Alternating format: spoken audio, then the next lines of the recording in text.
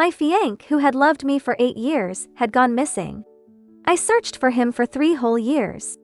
When I finally found him, I heard he had lost his memory and was planning to get married.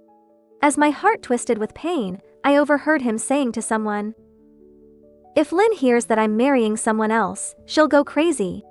As long as she begs me, I'll go back to her." Turning away, I called his younger brother. "Let's get engaged." Chapter 1. The boy who had loved me for 8 years had been missing for 3 years. One day, I finally received a notification from the police saying they had found him on a nearby island. On the way to the island, Officer Grant told me about John's current situation.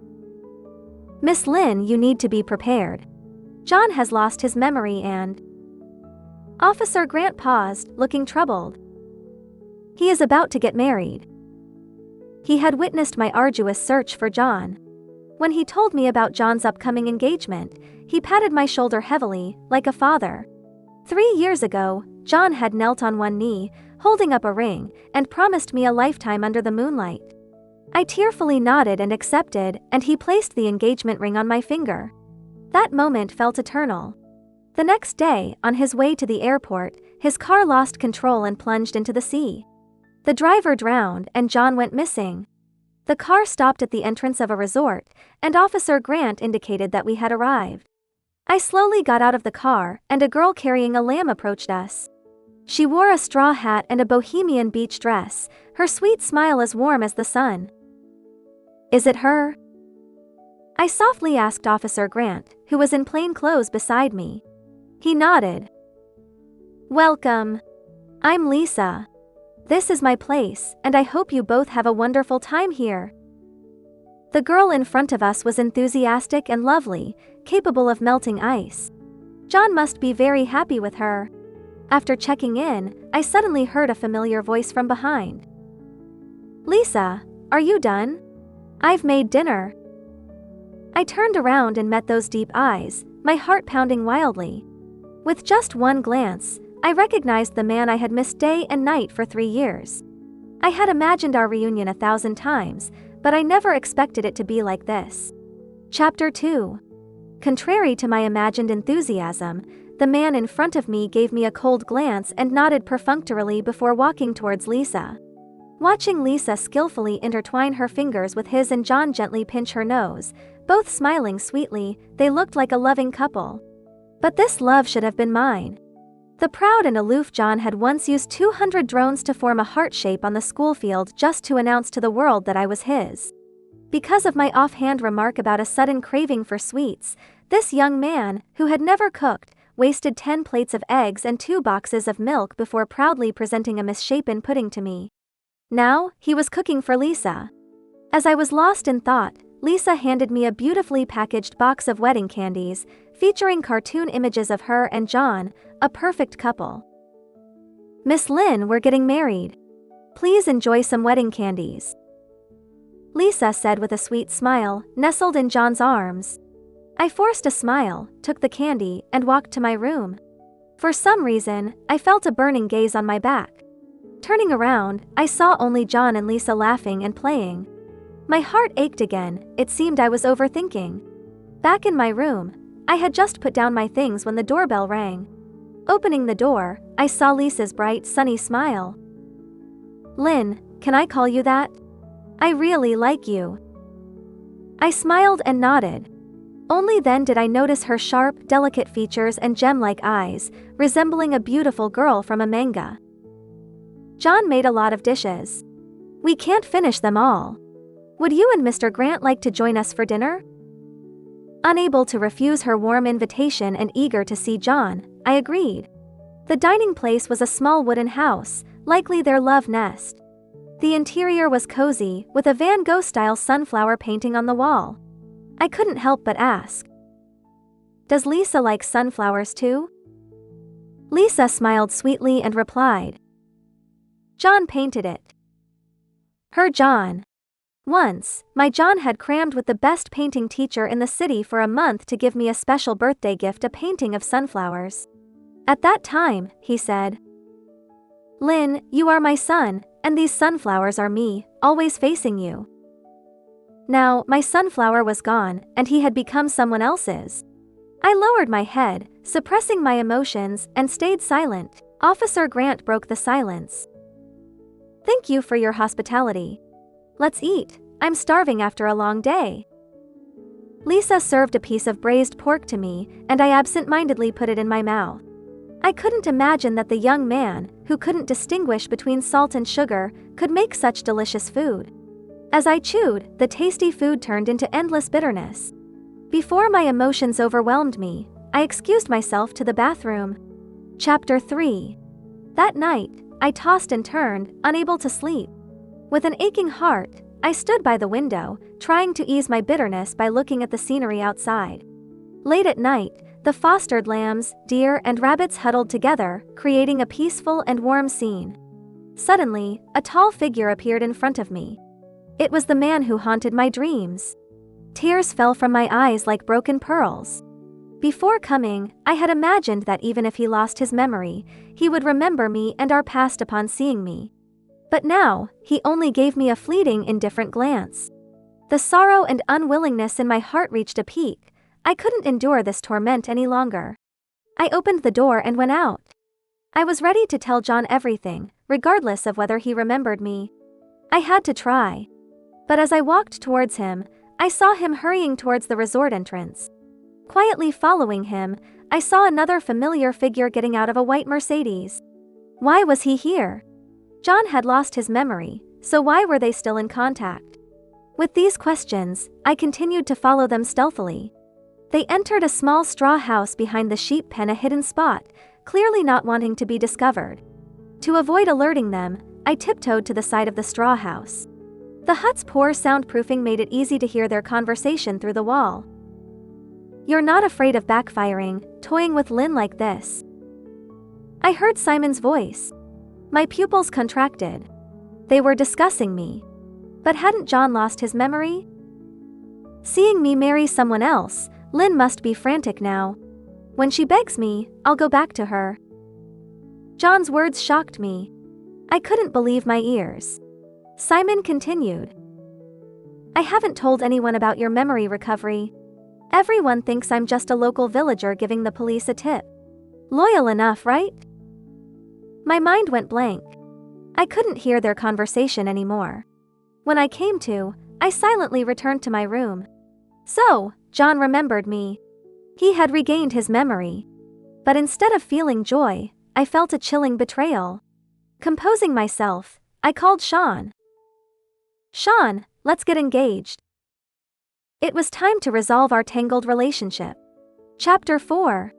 The next day, I found Lisa and put my engagement ring on her finger. "Lisa, this is my wedding gift to you. This ring was given to me by a boy who once loved me deeply, but he has left me forever. Now I give it to you, hoping you will always be loved. I wish you happiness." Lisa loved the ring and was moved to tears. "Lynn, are you sure? This is your bond." I shook my head. "I'm ready to start a new relationship." Lisa understood and hugged me, whispering, "Lynn, you deserve the best." I nodded, gently pushing her away, asking, "Is there anything I can help with for your wedding?" She thought for a moment and shyly smiled. "Could you be my bridesmaid?" I agreed readily, also curious about John's reaction. As if summoned, John appeared at the lobby entrance. Simon was nowhere to be seen, likely having left overnight. Seeing me, John kept his cold demeanor until Lisa showed him the ring I had given her. This was given to Lynn by her ex-boyfriend, but he's no longer around. John's smile froze, his Adam's apple bobbed, and he spoke with difficulty. "He's gone?" Lisa nodded sadly, then smiled again. "But Lynn has found her true love." John's face turned pale with panic. Lisa noticed his discomfort and quickly asked, "John, why do you look so unwell?" He stammered about not having breakfast and feeling faint. I smirked inwardly. Lisa opened a box of wedding candies and fed him a piece of chocolate, scolding, "You've been through a lot. How can you skip breakfast?"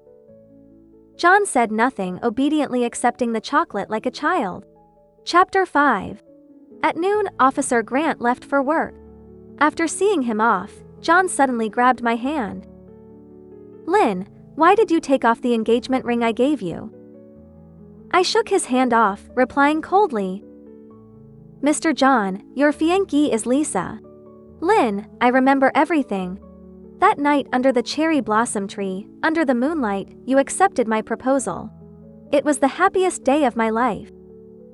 He tried to hold my hand, but a black Maybach pulled up at the manor entrance. A tall, imposing man who looked remarkably similar to John got out. He shouted at John, "Brother, show some respect to my fiancée." It was John's brother, Shawn.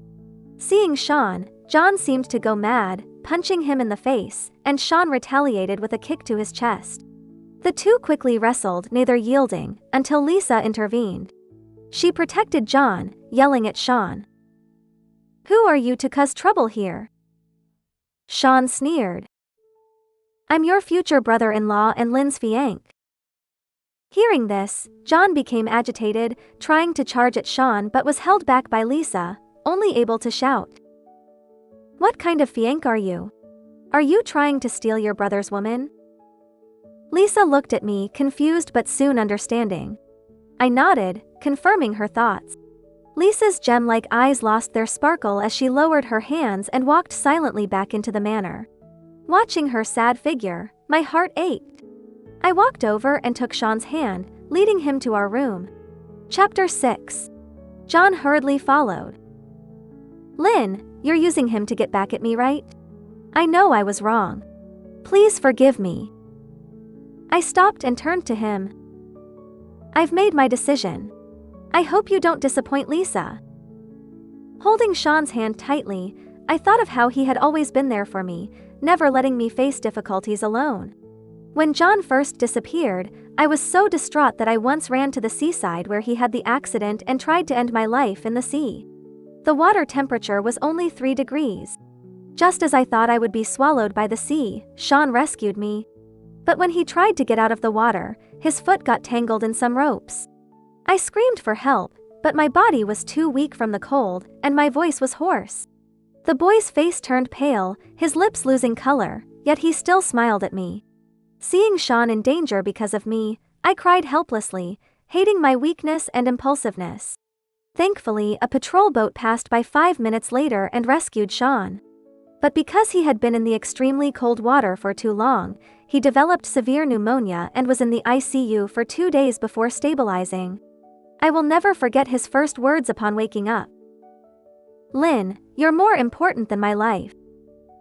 If John's love for me was built from candy, Shawn was the one who pulled me from the mud. That night, Shawn slept on the sofa while I slept in the bed. Both of us tossed and turned, unable to sleep. Finally, Shawn spoke. "Lynn, did you say that on the phone just to anger my brother?" "Shawn, since the age of 18, you have protected me under the guise of being your brother's fiancée. And I have accepted it without question. Until your brother went missing and you risked your life to save me, my heart broke, and I realized our relationship had surpassed that of a brother-in-law and sister-in-law." Unable to let go of John, I had never dared to face my feelings for Shawn. Shawn and I were high school classmates, while John was a year ahead of us. Both brothers were campus celebrities, handsome, talented, and from a wealthy family. Shawn and I were the class president and study committee, and everyone thought we were a couple. When I shyly asked him, "Does your brother have a girlfriend?" He arranged for me to meet John at graduation, even hiding a tie clip with my engraved initials in the bouquet I gave him. Shawn always found reasons to bring me to his house, sometimes saying we needed to study, other times for planning events, always ensuring John was involved. The more we interacted, the more John found my clumsiness endearing, and he started teasing me. Eventually, we confirmed our relationship. And Shawn, always in public, would say, "This is my sister-in-law, and it's my duty to take care of her." Until the night John proposed, Shawn was the only witness, helping behind the scenes. After the proposal, Shawn smiled and congratulated us, saying, "Now my brother can fully take care of you." I knew he was drawing a line between us. Chapter 7. As I was lost in these memories, a kiss landed on my lips in the dark. "Lynn, I've loved you for so long," Shawn said, his voice choked with emotion. Feeling his fervent breath, I leaned in, deepening the kiss. The next morning, I packed my things, ready to return to Deep City. Dragging my suitcase, I walked out of the room, only to find John blocking my way. In just one day, he looked haggard, with stubble and bloodshot eyes, making him appear particularly grim. I couldn't believe this was the same confident, charismatic John I once knew. He held onto my suitcase, his eyes like a pleading puppy, his voice begging. "Lynn, you wanted to see the blue tears, right? Let's go now," I coldly refused. "There's no need. Shawn will accompany me. John, don't forget tomorrow is your wedding with Lisa. Don't disappoint her." At that moment, Lisa approached from the sheep pen, looking just as sleep-deprived, her enchanting eyes now dull. She took John's hand. "John, let's go try on our wedding outfits again, okay?" John roughly pulled his hand away. "Lisa, I'm sorry, I love Lynn." Saying this, John walked away. Lisa covered her face and broke down, crying. I held her close as she sobbed for a long time. I gently asked her, "Do you hate me?" She shook her head. I always knew John's feelings were borrowed. When I saw him for the first time on the beach, I was enchanted. Chapter 8.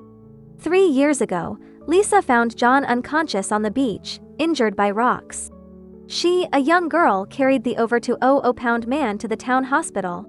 When he woke up, John had no major physical damage but had lost his memory due to a head injury. He only knew his name from an engraved tie clip. Lisa told John they were a couple. At first, he didn't believe her, claiming not to recognize her. Over time, perhaps moved by her care or charmed by her infectious personality, he slowly accepted their relationship. A month ago, he suddenly agreed to my marriage proposal. I thought he genuinely loved me, Lisa said, shaking her head. "But he only used me to provoke you, Lynn. I can never replace you in his heart." I patted her head. "Lisa, don't be sad. You're wonderful and deserve to be loved." I lamented how good girls always seem to get hurt. There was no scheming, just a pure, passionate girl. It was the man who didn't love her, committing a sin. But that man didn't love her, always thinking the one he couldn't have was the best. After comforting Lisa, I took my suitcase and left with Shawn back to Deep City. As soon as I got home and put down my luggage, the doorbell rang. Thinking it was Shawn, I opened the door. "Why are you back so soon?" But it was John, his eyes red. I tried to close the door, but John blocked it with his arm, the door slamming into his arm, causing him pain, yet he stubbornly kept it there, refusing to budge. He pleaded, "Lynn, can we talk?" I paused, then let him in. Just as I was about to close the door again, another force stopped it. Shawn had returned. I sighed and let him in too. In the living room, I sat in the middle, the two men on either side of me, their eyes locking in a fiery stare. After a long silence, John spoke first. "Shawn, you opportunist, seducing your sister-in-law is against ethics." Shawn retorted, "John, I gave up my love once for you, and you didn't cherish it. I won't let her fall into the fire again." Hearing this, John was stunned. He stopped arguing with Shawn and turned to me. "Lynn, if you give me another chance, I promise never to hurt you again." I fell into a brief contemplation. Seeing my silence, John thought I was moved and continued. "If you're willing, we can get married immediately and have a grand wedding in a week." Chapter 9.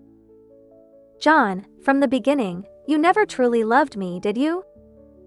I said, each word deliberate. John looked at me shocked. "You saw Shawn's feelings for me and, as the older brother, wanted to outdo him, so you pursued me. Even on the day you proposed, you insisted Shawn be there, under the pretense of helping, but really to witness your victory. I know losing your memory wasn't your intention, But did you know I once jumped into the sea because of you? And Shawn risked his life to save me, spending 2 days in the ICU, and still has lasting effects. I won't betray such deep feelings, and I've realized my love for Shawn. After regaining your memory, you didn't come to find me first but instead tried to provoke me. You don't love me, you just can't stand to lose. I hope you will let us go. I ruthlessly tore away the last veil, then opened the door, gesturing for him to leave. John opened his mouth but said nothing. He lowered his head and slowly walked out. John! I called after him. Don't disappoint Lisa. He didn't reply or look back, getting into his car and driving away. Closing the door, I turned to fall into a warm embrace, kisses raining down on me. I responded passionately. That night, Shawn stayed at my house, saying he didn't want to go home and risk another fight with John. Knowing it was an excuse, I accepted it. To my surprise, he ended up staying long term. The next morning, Shawn had his belongings and computer brought over, settling in. I protested, but he said with John back home, I had to take responsibility. Ignoring him, I got ready and went to work. At the office, my assistant informed me. A Mr. John is waiting in your office. Sure enough, John was there. Seeing me, he stood up, eyes bright, excitedly saying, Lynn, remember our dream to start a planning company? You haven't forgotten me, right? In college, we planned to start a company together. I'd make the plans and you'd do the marketing. We can start over, build the company and achieve our dream. I looked at him blankly. John, this company was started with Shawn's help while you were missing. John's pupils contracted in surprise, his face falling as he muttered. I understand. I won't bother you again. He walked out. From my window I saw a familiar figure getting out of John's car. Chapter 10. Lisa had come with John. Seeing him exit, she ran over and held his hand. John's face remained expressionless as Lisa spoke animatedly. Suddenly, John raised his hand and slapped Lisa hard, shouting, Get lost! The shout was so loud I could hear it clearly from the second floor. Lisa, in tears, removed the ring I gave her and threw it at John before running away. After she left, John picked up the ring, got back in his car, and drove off. I sighed softly, feeling sorry for Lisa, her sincere heart wasted on a man who didn't appreciate her. Staring at him so intensely, I might get jealous. Shawn's voice came from behind, sarcastic. I turned and smiled. Since when is the great Shawn Shen so insecure? Shawn wrapped his arms around my neck, his eyes burning into mine, pouting. Unless you give me a title. Then, he knelt on one knee, taking out a small box and revealing a diamond ring. Lynn, will you marry me? I've waited 12 years for this day. I nodded, extending my left hand. As Shawn slipped the ring on my finger, thunderous applause erupted outside. I realized he had left the door open. I glared at him and he shrugged innocently. Good news should be shared. My secretary led the cheers. Congratulations to Mr. and Mrs. Shen. Wishing you lots of happiness and many children. Amid the lively celebration, we escaped the office and went straight to the city hall to get our marriage certificate. Chapter 11. Later, I heard that John returned to the resort but found Lisa gone. In their shared room, he discovered her journal. On the first page was a drawing of an unconscious boy on the beach and the words, Today I found a merman on the beach. I carried him to the hospital. I want to be his hero. The journal detailed their life together. He lost his memory, forgetting his past and loved ones. But it's okay, he still has me. I will give him the world. Hang in there. He finally accepted me as his girlfriend. So happy. After proposing to him 99 times, he finally agreed. It's AM now, and I'm too excited to sleep. Further in, the pages turned dark. He remembered everything, his true love, and I was just a tool. Marrying me was to provoke her. The final entry read, I went to Deep City to find him, hoping for one last chance. But he slapped me and blamed me for Lynn not forgiving him. That slap shattered my dream and woke me up. Goodbye, John. Lisa handed the resort over to a professional manager and left. No one knew where she went. John stayed at the resort for a week, hugging Lisa's favorite lamb and talking to himself. Chapter 12. Epilogue. Shawn. In my first year of high school, I met a very special girl. She was the class monitor but always led the classmates outside to play instead of studying. I loved teasing her, pulling her pigtails, and scolding her for misbehaving. Lynn, did you ask my permission to take the class outside? Who will answer to the teachers? She would stick out her tongue playfully and ignore me. Our classmates teased us, calling us a bickering couple. Once, I overheard some girls gossiping. Lynn only gets away with things because she likes Shawn. She should know her place. I know, right? Shawn is so handsome and rich. Lynn should look in the mirror. I couldn't take it anymore and sternly told them. No, it's me trying to get Lynn's attention. Don't get it twisted. One day, Lynn came to me, stammering. I thought she was going to confess, but she asked, Shawn, does your brother have a girlfriend? It turned out she liked John. Loving someone means wanting to see them happy, right? I began creating opportunities for them to be together, praising Lynn in front of my brother. Eventually, it worked. On the night John proposed, I knew my matchmaking role was over. That night, I went to a bar and drank 10 Long Island iced teas. The next afternoon, I woke up at p.m. to a chaotic house. My brother had an accident and disappeared. Epilogue. Lisa. One day, I was at the beach, walking back from buying fish, when I saw someone by the rocks.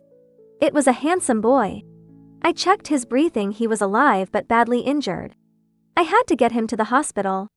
I carried him, dragging him to the town hospital, feeling like a superhero. He was unconscious for 3 days. When he woke up, he seemed to remember nothing. I told him I was his girlfriend. From his tie clip, I knew his name was John. That was all I knew about him. I brought him to live with me at the resort. He was more capable than I imagined, helping the business thrive and even getting media attention. Eventually, he accepted me as his girlfriend, though still somewhat distant. I believed in persistence. Didn't they say girls chasing boys was easy? As we grew closer, I proposed marriage multiple times, but he refused. One day, he had a terrible headache. I held him, crying, until he fell asleep. The next morning, he woke up and said, Lisa, let's get married. I was ecstatic. I started planning our wedding, finally able to use the dress and suit I had designed. But I didn't expect it all to crumble. When 2 guests arrived, including a beautiful woman, I was drawn to her and invited her to be my bridesmaid. She was kind and gave me an engagement ring as a gift. I didn't know it was the ring John had given her. I only realized when I saw John fighting with another man who looked like him. Our wedding was just a ploy to provoke her. John remembered his true love and had no place for me. As the chapters unfold, we see the complexity of human relationships and the enduring power of true love. The characters navigate through betrayal, heartbreak, and rediscovery, ultimately finding their paths and understanding the value of genuine affection and commitment.